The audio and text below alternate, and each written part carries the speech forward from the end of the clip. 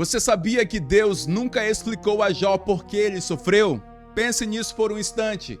Jó perdeu todos os seus bens, perdeu seus filhos, perdeu sua saúde, passou por uma das maiores tragédias registradas em toda a Bíblia. Mas existe um detalhe que muitos cristãos nunca percebem.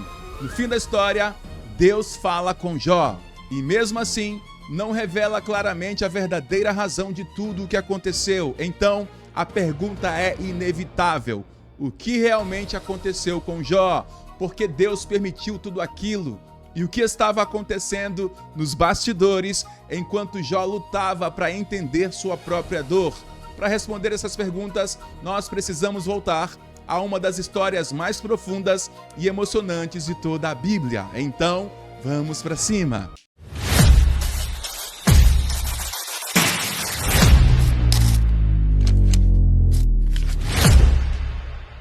Olá pessoal, Márcio Coach aqui, sejam todos muito bem-vindos.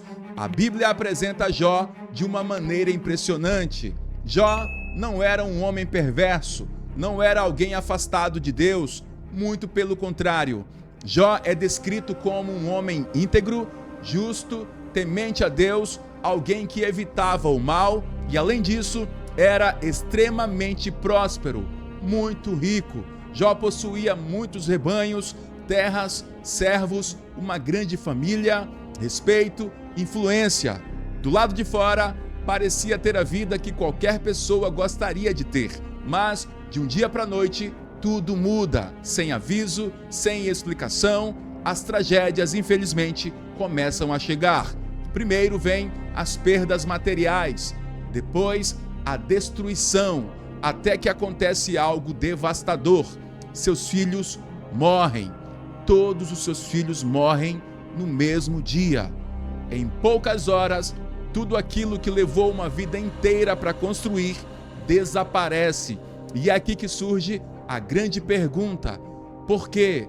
O que Jó fez para merecer tudo aquilo? Foi um castigo? Foi consequência de algum pecado escondido? Foi uma punição divina? E é justamente aqui que essa história toma um rumo inesperado, porque existe algo que Jó não sabia. Enquanto ele sofria na terra, uma conversa extraordinária acontecia lá no céu. Uma conversa da qual talvez ele jamais tomou conhecimento. E nessa conversa surge uma pergunta surpreendente: por que alguém serve a Deus?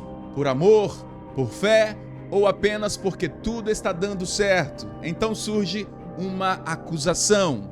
Satanás afirma que Jó só é fiel porque sua vida é muito boa, porque é protegido, porque é abençoado. Em outras palavras, ele diz: é fácil confiar em Deus quando tudo vai bem. Mas será que Jó continuaria fiel se perdesse tudo? Essa é a pergunta que está no centro dessa história. E é essa pergunta que mudará a sua vida para sempre. O mais impressionante é que nós conhecemos essa conversa, mas Jó não conhecia. Nós vemos os bastidores, Jó não. Nós sabemos que existe algo acontecendo no mundo espiritual. Jó não sabia.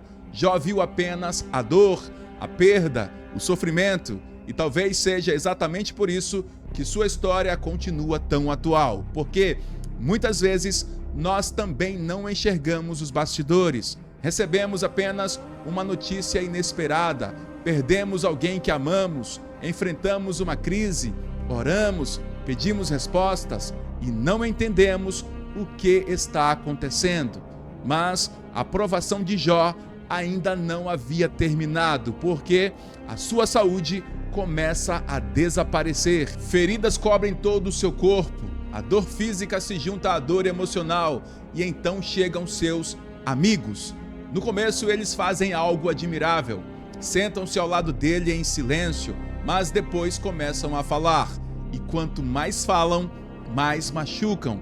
Eles acreditavam ter encontrado a explicação para tudo. Segundo eles, sofrimento só podia significar uma coisa: pecado. Se Jó estava sofrendo, então devia ter feito algo muito errado. Parecia lógico, mas havia um problema.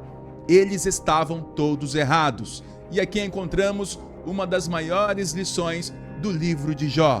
nem toda dor é castigo, nem toda tragédia é punição, nem todo sofrimento é consequência direta de um erro pessoal. Às vezes, existem coisas acontecendo que simplesmente não conseguimos enxergar. Então chegamos ao momento mais humano dessa história. Jó começa a questionar, pergunta, lamenta, chora, procura respostas. Ele não finge que está tudo bem, não esconde a sua dor, ele abre o coração diante de Deus. E talvez seja justamente isso que torna a sua história tão poderosa. Até que, finalmente, algo extraordinário acontece. Depois de tantos capítulos de silêncio, Deus responde. Deus resolve falar, mas não da forma que Jó esperava. E aqui temos então uma das maiores surpresas desse livro. Deus não revela toda a conversa que aconteceu lá no céu. Não explica cada detalhe.